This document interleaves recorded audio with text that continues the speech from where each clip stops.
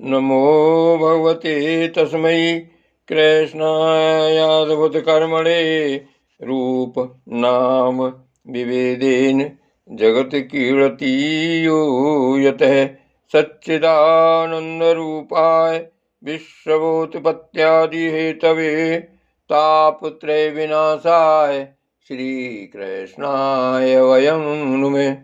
श्रीमद्भागवत महापुराण एकादश स्कंद अध्याय 28वां परमार्थ निरूपण। श्लोक 10 से 27। उद्धव जी ने पूछा, भगवान, आत्मा है दृष्टा और देह है दृश्य। आत्मा स्वयं प्रकाश है और देह है जड़। ऐसी स्थिति में जन्म मृत्यु रूप संसार न शरीर को हो सकता है और न आत्मा को, परंतु इसका होना भी उपलब्ध होता है। तब यह होता किसे है? आत्मा तो अविनाशी, प्राकृत अप्राकृत गुणों से रहित, शुद्ध स्वयं प्रकाश और सभी प्रकार के आवरणों से रहित है, तथा शरीर विनाशी, सगुण, अशुद्ध, प्रकाश और आवृत है। आत्मा अग्नि के समान प्रकाशमान है तो शरीर काठ की तरह अचेतन। फिर यह जन्म मृत्यु रूप संसार है किसे? भगवान श्री कृष्ण ने कहा, वस्तुतः प्रिय उद्धव, संसार का अस्तित्व नहीं है। तथापि जब तक देह, इंद्रिय और प्राणों के साथ आत्मा की संबंध भ्रांति है, तब तक अविवेकी पुरुष को वह सत्य सा स्फुरित होता है। जैसे स्वप्न में अनेकों विपत्तियां आती हैं, पर वास्तव में वे है नहीं, फिर भी स्वप्न टूटने तक उनका अस्तित्व नहीं मिटता, वैसे ही संसार के न होने पर भी तो उसमें प्रतीति होने वाले विषयों का चिंतन करते रहते हैं। उनके जन्म मृत्यु रूप संसार की निवृत्ति नहीं होती।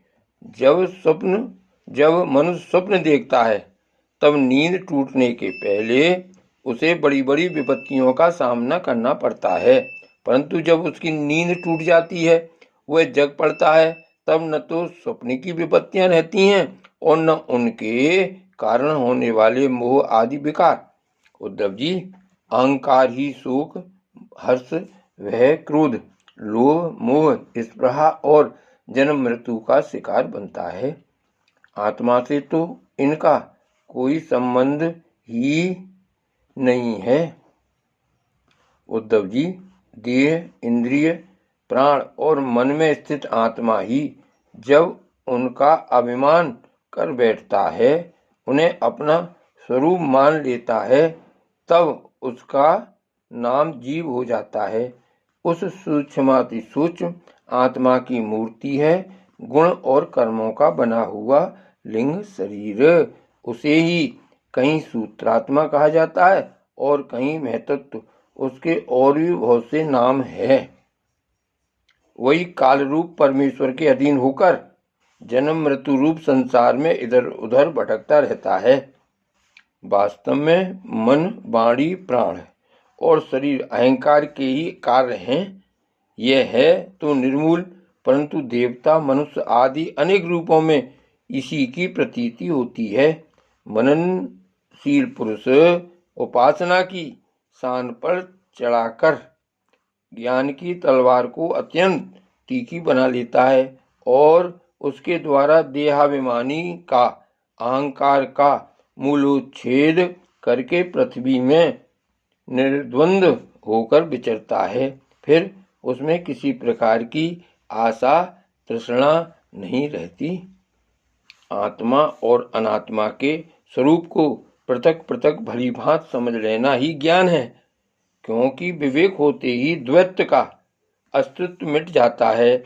उसका साधन है तपस्या के द्वारा हृदय को शुद्ध करके वेदादि शास्त्रों का श्रवण करना। इनके अतिरिक्त श्रवणानुकूल युक्तियां, महापुरुषों के उपदेश और इन दोनों से अविरुद्ध स्वानुभूति भी प्रमाण हैं।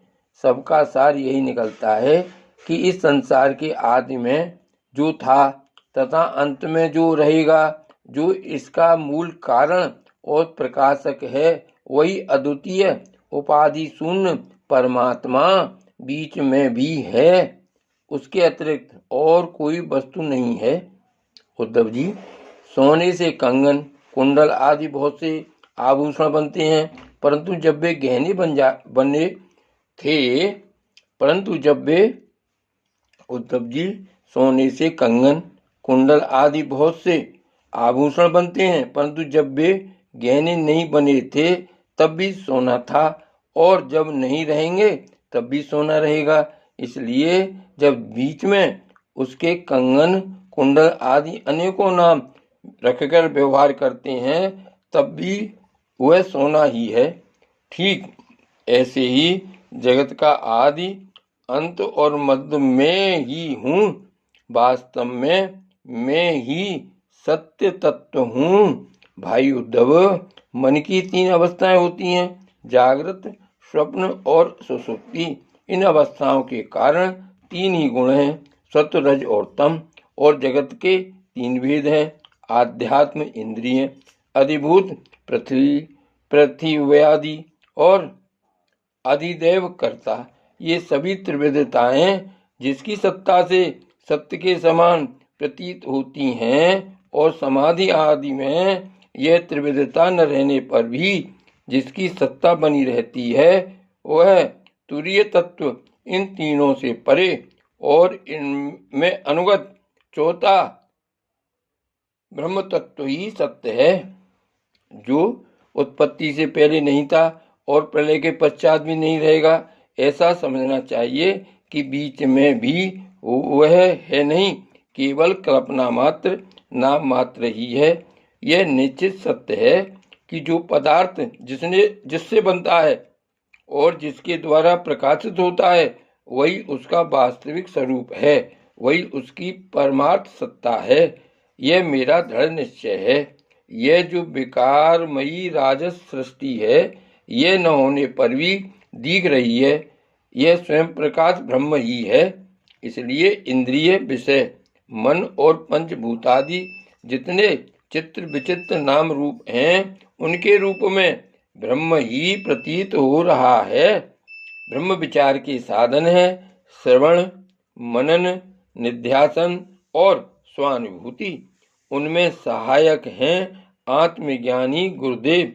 इनके द्वारा विचार करके स्पष्ट रूप से देहादि अनात्म पदार्थों का निषेध कर देना चाहिए। इस प्रकार निषेध के द्वारा आत्म विषयक संदेहों को छिन्न भिन्न करके अपने आनंद स्वरूप आत्मा में ही मग्न हो जाए और सब प्रकार की विषय वासनाओं से रहित हो जाए। निषेध करने की प्रक्रिया यह है कि पृथ्वी का विकार होने के कारण शरीर आत्मा नहीं है। इंद्रिय उनके अधिष्ठात्र देवता, प्राण, वायु, जल, अग्नि एवं मन भी आत्मा नहीं है, क्योंकि इनका धारण पोषण शरीर के समान ही अन्य के द्वारा होता है। बुद्धि, चित्त, अहंकार, आकाश, पृथ्वी, शब्दादि विषय और गुणों की साम्य अवस्था प्रकृति भी आत्मा नहीं है, क्योंकि ये सब के सब दृश्य एवं जड़ हैं। उद्धव जी, जिसे मेरे स्वरूप का भली भांति ज्ञान हो गया है, उसकी वृत्तियां और इंद्रियां आदि समाहित रहती हैं, तो उसे उनसे लाभ क्या है? और यदि वे विक्षिप्त रहती हैं तो उनसे हानि भी क्या है? क्योंकि अंतःकरण और बाह्यकरण सभी गुणमय हैं और आत्मा से इनका कोई संबंध नहीं है। भला आकाश में बादलों के छा जाने अथवा तितर बितर हो जाने से सूर्य का क्या बनता बिगड़ता है?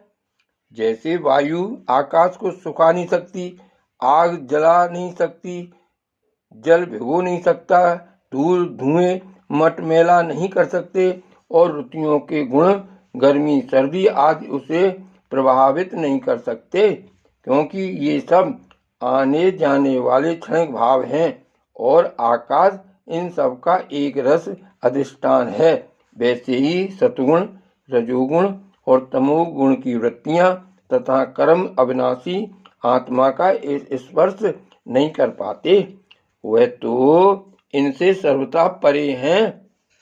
इनके द्वारा तो केवल वही संसार में भटकता है जो इनमें अहंकार कर बैठता है।